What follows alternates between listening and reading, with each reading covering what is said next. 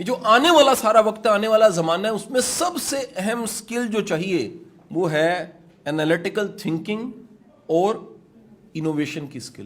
Number 2, وہ کہہ رہے ہیں جی دوسری جو چیز چاہیے وہ ہے active learning and learning strategies.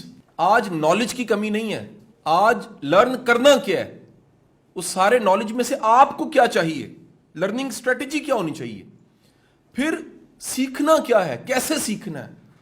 یہ سیکھنے کا جو لرننگ بیہیویئر ہے یہ دنیا میں ٹاپ پہ مانا جا رہا ہے, یہ جس میں پایا جاتا ہے وہ ترقی کرتا ہے. سو پہلی چیز تھی انالیٹیکل تھنکنگ, دوسری تھی active learning and learning strategies. Number 3, اس کی شدید مانگ ہے اس وقت, اور یہ ہے skill critical and complex problem solving skill. اگر آپ مسئلوں کو حل کر لیتے ہیں, اب دیکھیں ہم نے مسئلے کا نام سنا تھا میتھ کے مسئلے, مسئلہ فیثاغورس, نہیں, میتھ کے مسئلوں سے زیادہ مسئلے زندگی کے مسئلے ہیں.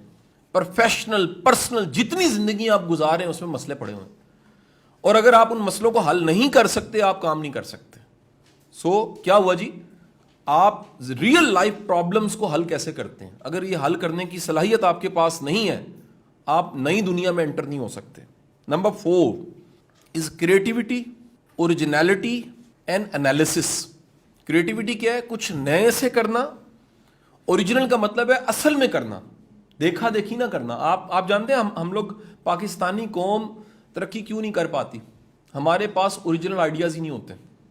ثبوت دوں, ایک دکان جوتوں کی بنتی ہے ڈلوزی شوز, اور 50 اس کے دیکھا دیکھی بن جاتی.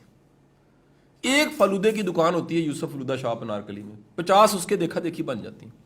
ایک آپ آ رہے ہو جی ٹی روڈ سے لاہور کی طرف تو گکھڑ آتا ہے بابے کی کلفی, اگلا پھر بابے کی کلفی, پھر بابے کی کلفی, بڑی بابے کی کلفی, چھوٹی بابے کی, اصلی والی بابے کی کلفی, اصلی بابا نقلی کلفی. یعنی آپ ڈر جاتے ہیں کہ یار اصلی کون سا ہے اس میں سے. شوارما, اس سے بڑا شوارما, اصلی والا شوارما, سب سے بڑا شوارما, ڈبل شوارما, مری مرغیاں ڈال ڈال کے کھلائی جا رہے ہیں 30 روپے میں شوارما, ہم کھائی جا رہے ہیں, ہے کہ نہیں ہے جی؟ ذرا سوچئے گا کوئی کریٹیوٹی ہے اس میں؟ ہم خلاصوں سے رٹے لگاتے ہیں, نوٹسوں سے رٹے لگاتے ہیں, بنی بنائی سلائیڈیں چلاتے ہیں اور امید کرتے ہیں قوم جو ہے وہ کریٹیو ہو جائے. کریٹیو قومیں جو ہیں وہ خود سے سوچتی ہیں. کوئی ایک ٹیکنالوجی کی چیز بتائیے پاکستان سے انوینٹ ہوتی ہے. میں معافی کے ساتھ یہ باتیں کہہ رہا ہوں, یہ میں بدی نہیں بیان کر رہا, میرا ملک ہے, لیکن چیلنج ہے.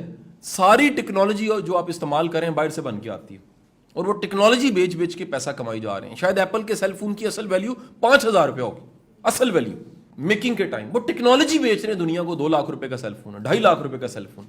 آپ ذرا سوچئے کہ ہم کریٹیو کیوں نہیں ہیں کسی شعبے میں. میں سائنس اینڈ ٹیکنالوجی کی بات نہیں کر رہا, میں رائٹنگز کی بات, میں لٹریچر کی بات, میں شاعری کی بات, میں افسانہ, میں ڈرامہ. یہ 30-40 سالوں میں زوال آ گیا. کریٹیو نہیں ہے, اوریجنل نہیں ہے, کاپی پیسٹ زیادہ ہے, چھاپا زیادہ ہے, تھیسس کے ڈھیر لگے پڑے ہیں پی ایچ ڈیوں کے, اس میں کریٹیوٹی کوئی نہیں ہے, چھاپے لگا لگا کے. یعنی جس ملک میں اشتہار لگتا ہو کہ تھیسس ہم سے بنوائیں, پریکٹیکل کی کاپیاں بنی بنائے ملیں گی, نوٹس ہم سے لیں, آپ کی اسائنمنٹ ہم پوری کریں گے. اشتہار نہیں دیکھے آپ نے کبھی؟ جس ملک کی یونیورسٹیوں میں کھمبوں پہ رکشوں پہ یہ ایڈ لگے ہوں, ادھر کریٹیوٹی کہاں جائے گی؟ آگے لکھ لیجئے گا جی, اس کریٹیکل تھنکنگ اینڈ انالیسس. اگر آپ کریٹیکل تھنکنگ آپ میں نہیں ہے, انالیسس کرنے کی ایبلٹی نہیں ہے, آپ نئی دنیا میں داخل نہیں ہو سکتے. نیکسٹ جناب لکھ لیجئے گا جی, موسٹ امپورٹنٹ تھنگ آج وہ کیا ہے؟ وہ ہے لیڈرشپ اینڈ انفلوئنس. یہ دنیا کی ٹاپ سکلز بتا رہا ہوں.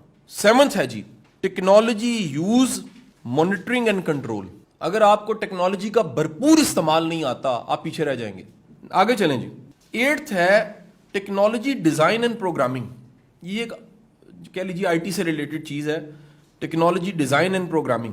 نیکسٹ 9th نمبر پہ ہے ریزیلینس, اسٹریس ٹالرنس, فلیکسیبلٹی.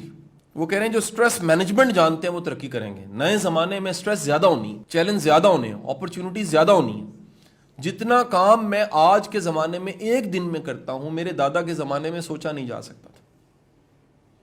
آج سے چند سال پہلے اتنی اپرچونٹیز نہیں تھی, اتنے وسائل نہیں تھی, اتنی سرچ کرنے کے انجنز نہیں اویلیبل تھے.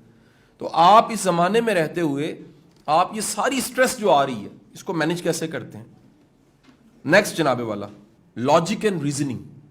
نیکسٹ ہے جی 11th نمبر پہ this is the most important, आपका एक पूरा सेशन मैंने इस पे कंडक्ट करना है, इमोशनल इंटेलिजेंस। EI भी कहते हैं, लेकिन EQ is the emotional quotient इसको बोल दिया जाता है, जिस पे एक बड़ी ही शानदार किताब है डैनियल गोल्डमैन की, इमोशनल इंटेलिजेंस के नाम से। ये आपको मैं पढ़ाऊंगा उस दिन जब ये लेक्चर होगा। इमोशनल इंटेलिजेंस, उन्होंने देखा है कि लाइक लोग नाकाम है अगर उनका एटीट्यूड ठीक नहीं है, उसके मुकाबले में एवरेज IQ वाला कामयाब है अगर उसका एटीट्यूड ठीक है। गुस्सा कैसे मैनेज करना है, किसी को बर्दाश्त कैसे करना है, अपने से मुख्तलिफ को कैसे बर्दाश्त करना है, इमोशंस को चैनलाइज कैसे करना है, इमोशन को मैनेज कैसे करना है, ये जो करना जानते हैं वो तरक्की कर जाते हैं। इस नई दुनिया में इस तरह की स्किल्स चाहिए। नेक्स्ट लिखिएगा जी, service orientation. And last most important लिख लीजिएगा जी, वो है निगोशिएशन स्किल्स। आप कितना अच्छा निगोशिएट कर लेते हैं, आप कैसे बातचीत करते हैं, आप कोई चीज़ मनवानी है, कन्विंस करनी है, कैसे करते हैं।